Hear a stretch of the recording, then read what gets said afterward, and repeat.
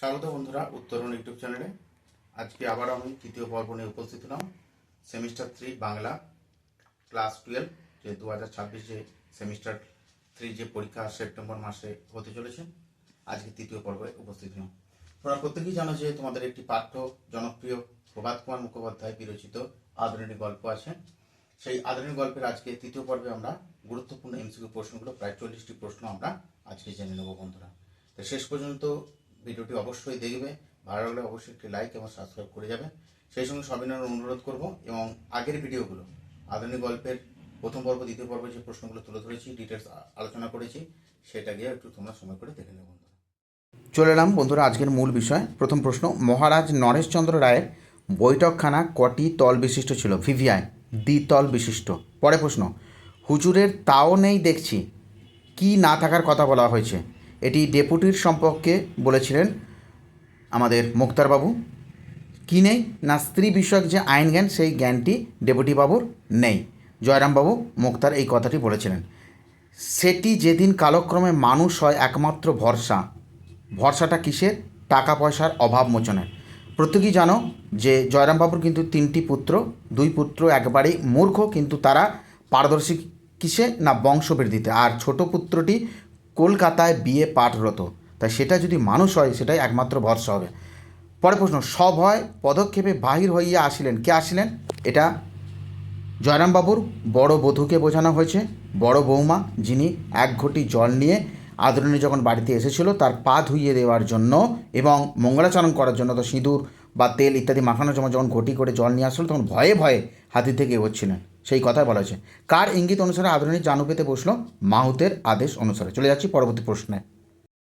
চলে এলাম পরবর্তী প্রশ্ন, একেবারে ক্ষিপ্ত প্রায় হইয়া উঠিলেন। কে? জয়রাম মুক্তার।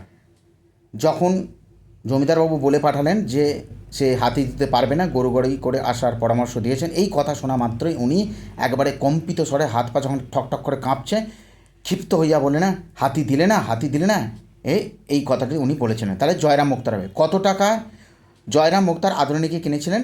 2000 টাকায়। সেটা মনে রাখবে, উমাচরণ লাহিড়ীর কাছ থেকে কিনেছিলেন। ক্ষিপ্ত হয়ে জয়রাম বাবু কি কাঁপতে লাগলো? ওই যে বললাম কিছুক্ষণ আগে, হাত পা ঠক ঠক করে কাঁপতে লাগলো যখন বললো হাতি দেবে না। দূত এসে জানালো যখন গরু গাড়ি করে যাওয়ার পরামর্শ দিয়েছেন, এই কথা শোনা মাত্র অপমানিতে ক্ষিপ্ত হয়ে রেগে গিয়ে কম্পিত স্বরে ঘাড় বেঁকিয়ে বলতে লাগলেন, হাতি দিলে না, হাতি দিলে না, বারবার এই কথাটা বলতে লাগলেন। তখন হাত পা ঠক ঠক করে কাঁপতে লাগলো। অপমান করিয়া তাহাদিগকে বহিষ্কৃত করিয়া দিল। কাদের? অশিষ্ট বালকদিগকে। যখন আদরণী বাড়িতে এসেছিল তখন সেই অশিষ্ট মানে অসভ্য বালকদিগকে কিন্তু রাগান্বিত হয়ে জয়রামবাবু তাদেরকে বহিষ্কৃত করিয়া দিল। হাতির ভাড়া রোজ কত টাকা? 3 টাকা। চলে যাব পরবর্তী প্রশ্নে বন্ধুরা। চলে যাব পরের প্রশ্ন, আদরণীকে মাহুতো কোথায় স্নান করাতে নিয়ে যেত? মাহুতো মানে হচ্ছে হাতির যে পরিচালক দেখাশোনা করতো তাকেই বলা হয়, নদীতে। পরের প্রশ্ন, ভিভিআই জয়রাম মুক্তারে কত টাকা জরিমানা হয়েছিল? আদালতে অবমাননার জন্য জয়রাম মুক্তারে একটা ফাইন হয়েছিল। জরিমানাটা কত টাকা সেটা তোমরা বলবে। 5 টাকা, 10 টাকা না 4 টাকা? 3টে অপশন দিলাম, 5 টাকা, 4 টাকা না 10 টাকা। এবং ওই জরিমানা রদ করার জন্য তিনি আবার কিন্তু কিছু টাকা খরচ করেছিলেন, সেটাও কিন্তু কমেন্টে আমাকে জানাবে বন্ধুরা। পরের প্রশ্ন, ভিভিআই প্রতি রবিবার জয়রাম মুক্তার এর বৈঠকখানায় বিকেলে কি খেলা হতো? তাস। আবার বিকেলের জায়গায় এই কথাটি কিন্তু তোমাদের টেক্সট বই যেটা আছে অপরাহ্নে। তাহলে কী খেলা হতো প্রতি রবিবার বৈঠকখানায় বিকেলে? তাস। আদরণীকে জয়রাম মুক্তা কার কাছ থেকে কিনেছিলেন? উমাচরণ লাহিড়ী। হাতি দিলে না, জয়রামবাবু কথাটি কতবার বলেছিল? ভিভিআই 3 বার। ক্ষিপ্ত হয়ে রাগান্বিত হয়ে হাত পা ঠকঠক করে যখন কাঁপছে সেই অবস্থায় উনি 3 বার কথা বলল, হাতি দিলে না, হাতি দিলে না, হাতি দিলে না, এই কথাটা 3 বার বলেছিল। প্রশ্নগুলি খুব টেক্সট থেকে খুঁটিয়ে খুঁটিয়ে দেওয়া হয়েছে বন্ধুরা। চলে যাচ্ছি পরবর্তী প্রশ্নে। চলে এলাম পরবর্তী প্রশ্ন টেক্সট থেকে। যাবো বই কি ভায়া, আমিও যাব। বক্তাকে জয়রাম মুক্তার। জয়রামবাবু কত পয়সায় বাসা ভাড়া নিয়েছিলেন? মাসিক 13 সিকি। যখন আদি নিবাস প্রত্যেকেই জানো যে যশোর জেলা, সেই যশোর জেলা থেকে এখানে আসতে যখন, তখন উনি ঘর ভাড়া নিয়েছিলেন। কত পয়সা সেটা? মাসিক 13 সিকে। আর যাবো বই কি ভায়া এই কথাটা জয়রাম মুক্তার বলেছিল যখন পাড়ার ডাক্তার নগেন এবং কুঞ্জু বিহারী তার কাছে এসেছিলো পান চিবোতে চিবোতে, তখন জিজ্ঞেস করে, আমাদের তো নিমন্ত্রণ করেছে, আপনাকেও করেছে, আপনি যাবেন নাকি? তখন প্রত্যুত্তরে এই কথাটি উনি জানিয়েছিলেন, যাবো বই কি ভায়া, আমিও যাব। চলে যাচ্ছি পরের প্রশ্ন, খেমটা ও বায়ের কথা কোন পরিচ্ছেদে উল্লেখ আছে? প্রথম পরিচ্ছেদে। তোমরা প্রত্যেকেই জানো যে আদরণী গল্পটি মোট 7টি পরিচ্ছেদে বিভক্ত। প্রথম পরিচ্ছেদে ও দ্বিতীয় পরিচ্ছেদে কোন কোন বারের উল্লেখ আছে? ভিভিআই বন্ধুরা সোম, মঙ্গল ও রবিবার। পরের দিন চিঠি লিখলেন মানে হচ্ছে রবিবার। আর বিয়েবাড়ি যাওয়ার জন্য কি হবে? বিচারালয় 2 দিন অফ থাকবে, তাই সেই দিনগুলো হচ্ছে সোমবার এবং মঙ্গলবার। তাহলে সোমবার মঙ্গলবার 2 দিন কাছাকাছি অফ থাকবে, আর রবিবারের কথা বলা হয়েছিল। তাহলে এই 3টি বারের কথা উল্লেখ আছে। কারা অন্যায় অবিচার করতো? হাকিমেরা। তাই হাকিমেদের সঙ্গে মানের মধ্যে বিরোধ হতো। চলে এলাম পরবর্তী প্রশ্ন। ভিভিআই তত্তৎ শব্দের অর্থ কী?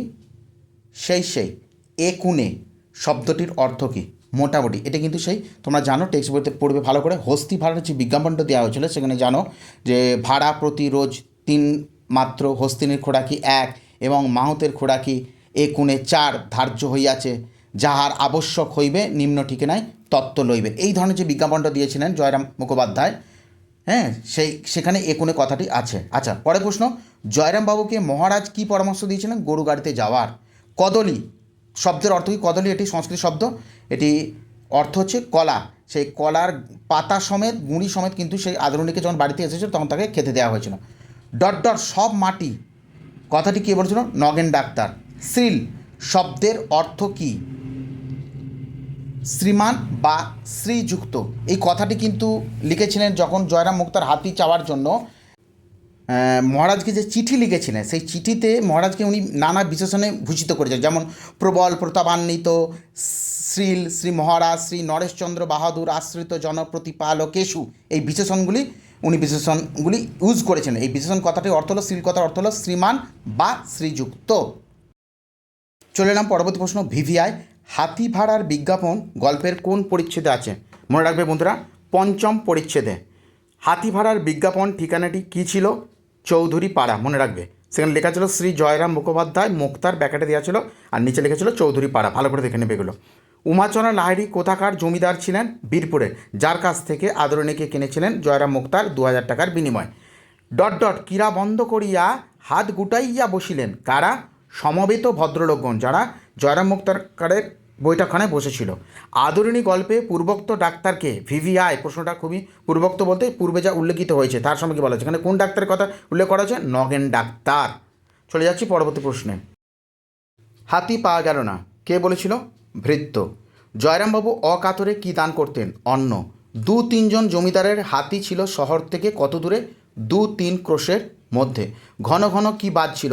শঙ্খধ্বনি। যখন আদরণী এসেছিল জয়রামবাবুর বাড়িতে, তখন বড় বধূ তখন ঘটি নিয়ে জল নিয়ে যখন এগিয়ে যাচ্ছিলেন সব ভয়ে ভয়ে, সেই সময় যখন তার কপালে সিঁদুর তেল দিয়ে চিহ্নিত করা হচ্ছে, মঙ্গলাচরণ করা হচ্ছে, তখন সেই শঙ্খধ্বনি বাজছিল বাড়িতে। ছোকরা মুক্তাররা মাথায় কী দেয়? সামলা। সামলা মানে একটা হচ্ছে শালের দিয়ে তৈরি এক ধরনের পাগড়ি, যেগুলো তারা উকিলের পরিধেয়, যেটা মাথায় তারা পরতো। চলে এলাম বন্ধুরা পরবর্তী প্রশ্ন। কার নামে এড়ে বাছুরটির নামকরণ করা হয়েছিল? জয়রামবাবুর যে গাই গরু ছিল তার নাম যেন প্রত্যেকেই মঙ্গলা, এর আগের ভিডিওতে বলে দিয়েছি। সেই মঙ্গলা গাই গরুটি একটি এড়ে বাছুর প্রসব করেছিলেন, সেই বাছুরটির নামকরণ করেছিলেন ডেপুটি বাবুর নামে। কারা তাস বা পাশা খেলা খেলতে আসতো পাড়ার যুবক এবং বৃদ্ধগণেরা প্রতি রবিবারে বিকেলবেলায় জয়রামবাবুর বৈঠকখানায়? জয়রামবাবু প্রেরিত লোকটি হাতির খবর নিয়ে কখন এসেছিল? রাত্রি 2 প্রহর। 2 প্রহর মানে হচ্ছে রাত্রি 9টা থেকে 12টার মধ্যে। হাতি না পাওয়ার সংবাদে কে বেশি নিরাশ হয়ে পড়েছিলেন? কুঞ্জ বিহারীবাবু। তাহলে আজকে আমরা এই আদরণী গল্পের 3য় পর্ব থেকে 40টি প্রশ্ন জানলাম, এমসিকিউ প্রশ্ন তোমাদেরকে তুলে ধরলাম। এমসিকিউ টাইপ প্রশ্নগুলি অবশ্যই গুরুত্বপূর্ণ, প্রয়োজন বোধ করলে এগুলো স্ক্রিনশট বা খাতায় তুলে রাখতে পারে। আর সবিনয় অনুরোধ, ইতিপূর্বে আমরা আদরণী থেকে 2টি পর্ব দিয়েছি, সেই ভিডিওগুলোকে অবশ্যই দেখো, এবং শর্ট ভিডিওগুলো সেখানে দিয়ে রাখছি কিছু কিছু নিউট্রিশন থেকে এবং বাংলা থেকেও আরও আদার্স বিষয় দেওয়া হবে। ভালো থেকো বন্ধুরা, সুস্থ থেকো, আবার দেখা হবে। ধন্যবাদ।